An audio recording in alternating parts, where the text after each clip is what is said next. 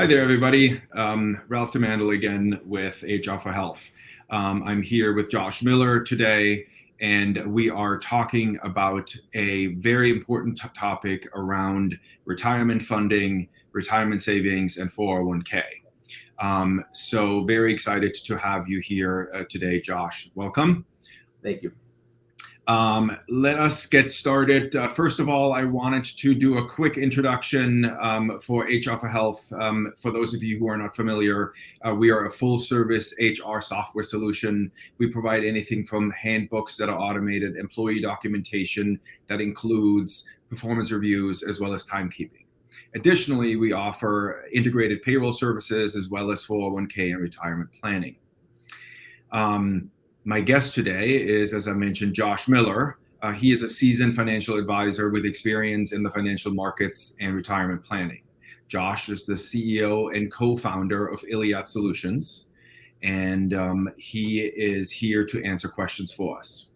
So before we jump in, one of the most important financial decisions both employees and employers can make is to invest into their own future. Planning for retirement is for the long game, as everybody knows who has been looking at the stock market for the last 6 months. It is not for the faint of heart. So the long game is always something that you want to keep in mind, but it doesn't get a lot of love. So in today's conversation, what I want to do actually is take this opportunity and do a basic introduction to small business owners, healthcare business owners on the topic of retirement funding. So really, Josh, let's start with the most simple of questions I could come up with. Yeah. What is a 401k? Great question. So 401k is going to be a retirement plan that a small business owner sponsors for their company, right? So at the heart of this thing, it's an employee benefit. So where we are today, it's important from an individual standpoint, from a company standpoint. So business owners looking to offer benefits out there. It's something that's very, very important, and we see it becoming more and more pressing for employees to have these types of benefits. But at the essence, it's a retirement plan that an employer sponsors, gives the ability for the employee to defer money out of their paycheck and save it for the ultimate goal of financial independence, retirement, whatever we want to call that situation there. Got it. Okay, great. Now, second, I think most easiest or most simple question is how difficult is it to establish a plan? Well, I would say, Ralph, that's one of the biggest misconceptions around the 401k. Most people look at this as a super daunting task. Part of what we have created with HR for Health and Iliad is trying to make this as simple as possible. If you could throw up the first slide there, I want to show everybody the bare bones information that we need. So this is what we call an employee census. So completely confidential. This doesn't go anywhere outside of your trusted advisors like us. But what we're looking for here is the makeup of your company, your organization, your practice. We want to know who's on payroll, when they were hired, their date of birth, things like that. Ultimately income, because what we're going to talk about doing from this point forward is looking at the economic feasibility of implementing this retirement plan for your practice. So this information right here is one of the most important things that we get in the first conversations or second conversations with the client, because this is kind of taking the guesswork out of it. What we want to see and what we want to show to our clients, our potential clients, is what is this going to cost you? What is the benefit to you and your employees? And ultimately, how does this impact you from a positive standpoint, if any, from a tax standpoint as well? Right. Excellent. So then my next question would be, me as having been a recipient and or user of 401k, like I know, for example, that there are definite tax advantages for me as a user. But what I would like to do is actually spend a little bit of time in talking about it from an angle of the employer or the small business owner. Like, are there tax advantages for setting up a 401k? There are. So, and this is an ever-changing landscape as well. But if we look at the tax advantages, First one, very obvious one, is going to be money goes in to the plan. So out of your payroll deferrals, right? Out of your paycheck. Yeah. That can be set up in a way where it's a tax deductible contribution to the employee or the business owner that's deferring money into the plan, right? So that can help lessen some of the tax burden. Yeah. If we switch gears and go to the business standpoint, so looking at different plan designs, there are some that require matching contributions or an employer contribution. And then ultimately, we always open up a profit sharing element into this thing as well. So it can be pretty rich. It can be a pretty rich benefit, but the money that the company is putting in or contributing on behalf of the on the behalf of the employee, that is tax deductible from a business standpoint. So it creates some tax deductibility, helps keep some of the money for the business owner, distribute that down as a benefit as well. There are other tax advantages right now too. So the current legislation affords the business owner up to $5,500 in tax credits under the current tax law that is out there right now. But that is changing right now too with the Secure Act 2.0 that is going through the Senate and the House and ultimately through our executive branches of government. It's kind of too early to tell what that is going to look like, but my guess is it's probably going to look a little better than what the current legislation looks like too. Got it. So the other reason why you and I had started this conversation originally was there was always this conception or this idea of a 401k is something that large employers offer to their employees, right? Like you have hundreds of employees, you have thousands of employees. You're providing them with a larger package of services and benefits. And so the changes that have happened around retirement planning for small business owners and the advantages that are coming with that for the employees have also changed dramatically. Can you talk about that for a little bit, like what the changes have been in some of the states or what the requirements really are? Yeah, so we're starting to see in a system, and we can be a little speculative around this. I mean, maybe around Social Security and things like that, where potentially underfunded may not be there for younger employers or employees that own businesses or work for these businesses and practices as well. But we've recently seen a bunch of states jump on board and say, hey, we want to get ahead of this, right? California is a really good example. So California came out with legislation a number of years ago called the Cal Savers Act. And go back 3 years ago, if you had a business with 100 or more employees, they essentially stepped in and said, you need to sponsor something or use the state-sponsored plan that we have. Right. Last year, they lowered that number to 50 employees or more. And then 2022, in June, they lowered that to 5 employees or more. So a lot of our practice, only 5 now. Wow. So a lot of our practice owners, that impacted them, right? And, that was something that I think brought a lot of people or drew a lot of people out and started to ask a lot of questions around their own financial planning. And is this the right thing for me? And how much can I utilize and how much can I do? And, with a lot of clients, we came to a conclusion that 401ks or other forms of retirement plans were better than the solution that the state of California was offering. Right. But we've seen other states jump on this bandwagon too. Illinois is one of them. We've even seen a local city, the city of Seattle, came out with their own mandates and requirements. But we're starting to see more and more and more states kind of jump on this bandwagon.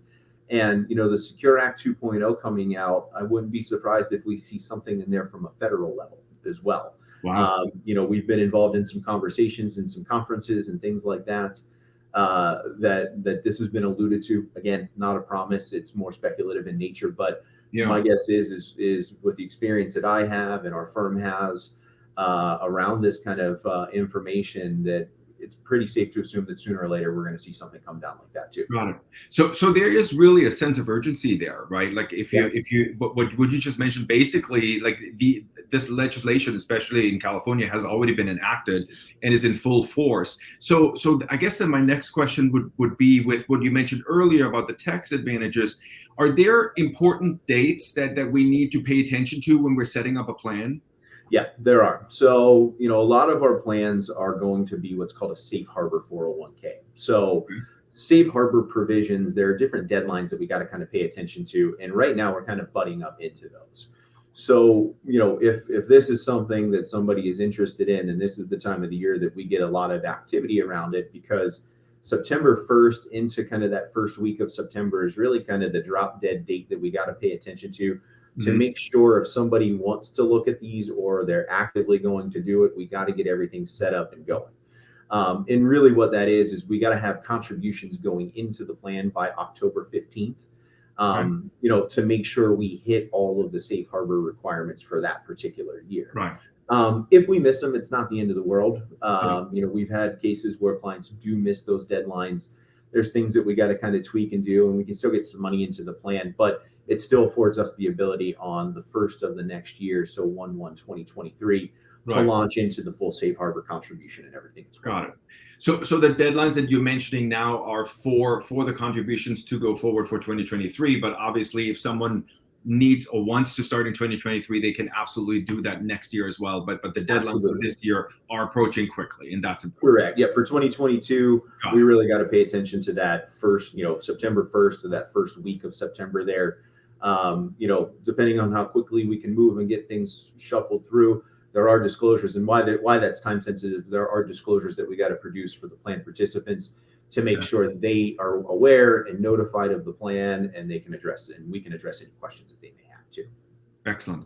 Now, so all this information now gets me thinking about the flip side. Obviously, there's a lot of people who either already have a 401k or are looking to switch their 401k and are feeling somewhat in a limbo where they don't know what to do. Like I remember when I switched employers, there was this question that I had as the employee, but I'm pretty sure that the plan sponsor and or the employer, when they want to switch the plans or bring it over to Iliad Wealth, like if someone has a 401k in place, like should it be reviewed? Like what's the next step? Like Absolutely. Talk about that part. Yeah, absolutely. So this is one where we see a lot of problems all the time. Okay. So when we go to take over a plan, it's very similar to the startup plan. We still ask for that employee census. Okay. Because what we're looking for here, Ralph, is we want to make sure the plan design is adequate for the business, that we're exploiting, whether it's the employee benefit, the owner contributions, whatever it is, we want to make sure. If you can throw up that second slide, I want to kind of show the output of what we give our clients before we start making some changes around and everything as well. And then the next couple slides after that, we'll talk about price comparisons and how we handle this stuff. Yeah. But, take this information here. So this is generated from the census that was in the first slide there. But what we're doing here is we're now taking this and extrapolating it further, and we want the owner. So in this case here, the owner is the first participant or first employee kind of on this list here. Uh-huh. If we look at this, we have a little disparity in income. We have a little disparity in age going on. But if we look, this employer can get $42,400 into the plan for him or herself. Now, why this becomes important is we see a lot of plan designs that aren't adequate and don't give the employer, the specific doctor in this situation here, the ability to maximize his contributions completely or her contributions completely. So this is something that we want to be aware of. So we're looking at the plan design to see if there's any flaw in it or to see if there's any way that we can improve upon it. That's number one. If you flip to the next slide, one of the other things that we do through this price comparison or review of the plan is we want to make sure from a fiduciary standpoint, because that's one thing that I didn't touch on earlier, Ralph, is we take on that investment fiduciary and we also take on the administrative fiduciary in the plan. So the HR for Health solution that we have created here was the genesis of this. And I'm sure you remember this as we were talking about building this out. We wanted to create something that was turnkey, that kept our doctors in front of their patients, providing care and taking action on their treatment plans. Exactly. And not worrying about all of the administrative stuff from a business standpoint. And this was one place as you guys do in the HR and in the payroll, this was another place where we were able to step in and kind of alleviate that completely with that fiduciary obligation that we take on. But again, this is one of the things that we always do is we review a plan. We always want to kind of take the HR for health plan and we want to put it against whoever the competitor incumbent of the plan is. So in this scenario that we worked out here, and it's not out of the range where we see a lot of plans that are 1.5 million to $3 million in assets, and, kind of put $150,000 a year in. This is a very typical plan that we run across. But if you look at a plan like this, what we did, and I want to kind of highlight on a couple places here. If you look in the second black box there, there's the annual TPA 316 fiduciary, right? Where we have a fee. The competitor did not have a fee here, meaning that fiduciary obligation was 100% on the employer, right? So even in that second box there, where our cost is a little more expensive, we're eliminating liability in there. Yeah. Now, if we go down to the third box there, this breaks out all of the asset-based fees, and this is the place where we see some pretty high fees sometimes. And one of the things that I'm happy about, I know, our other founding partner is very happy about, you guys are happy about, is this is a place where we got really aggressive on pricing here.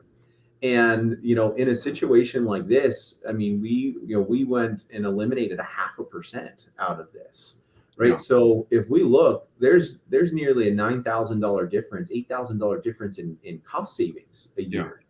Every year, right? A year, correct, a year. Right. Now, this is kind of where the proof is in the pudding for me, is if you flip to this last slide here, this is the one that typically resonates pretty well with everybody. This extrapolates the savings over a 20-year period. Right. So if you look at the increase, if we go down to year 15, there's $458,000 of increased retirement plan balances here. And if we go 20 years, $881,000. That's real money, right? So this is something that, again, from a fiduciary aspect, if we can't be competitive or beat this pricing, that's something that we always tell everybody about. But, go back to the original question here. Super important to have your plan reviewed. It's super important to have the investment options reviewed. It's important to have the plan design reviewed, because we want to make sure that this is customized and tailored to the client at the best possible cost with the best possible service around it. Yeah, excellent. Thanks for the illustration on that one. I think that was really great. I think what is really important, and this is what I said in the beginning, this is the long game, right? Like you definitely want to make sure that you look at long-term investing and what a tremendous impact small little incremental savings can have on both the employer but also the employee savings, right? Yeah, and the outcome of that, which is fabulous. Now so I guess in conclusion, what are like some final thoughts that you have as far as, like, we talk about the cost comparisons and the advantage of switching, et cetera, but in conclusion, what are like final thoughts that you have on what you wanted a small business owner to walk away with, right? Like, so what are like the top 3 things you would say they should consider when they're thinking about retirement? Can you? I would say this: when we're focusing on the 401k plan, number one, it's never too late. So we've had some doctors come to us and say, you know what, I got 5 years left. I got 6 years left. I got 7 years left. It's too late for me. I'm not going to do this. Yeah. That's a whole other ball of wax. There's a lot of strategy around those 5, 6, 7 years before you exit.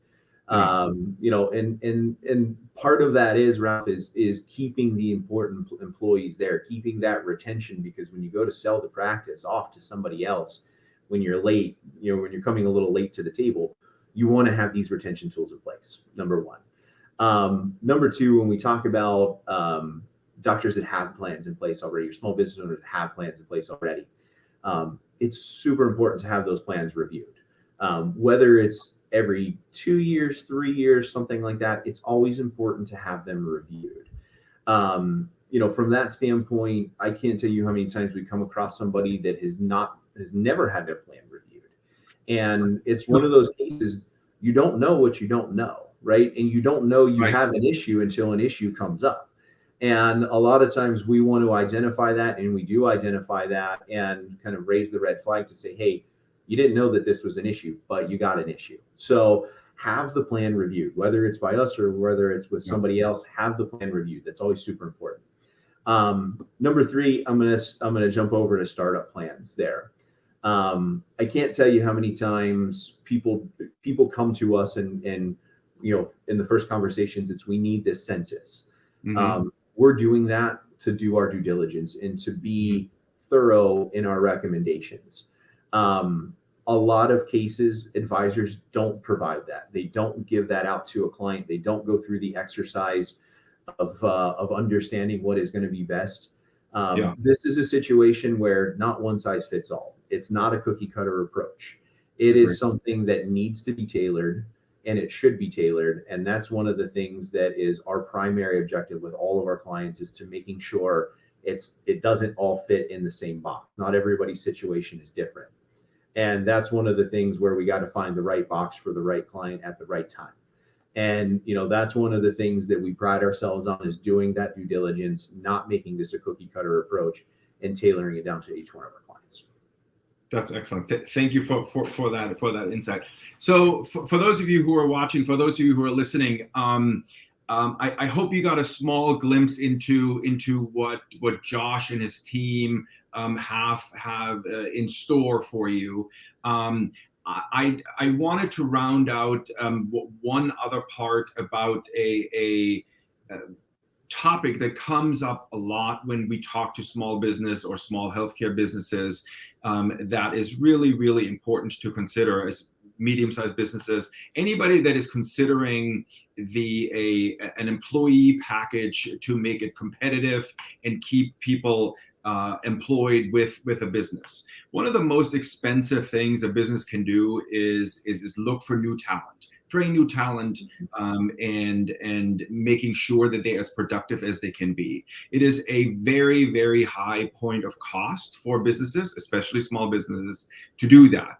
So to have a competitive advantage and or a product that directly speaks to the employee retention or the employee satisfaction, like a 401k plan that is both competitive for you financially as the employer, but also provides the foresight and the financial security for an employee down the road, is definitely a benefit.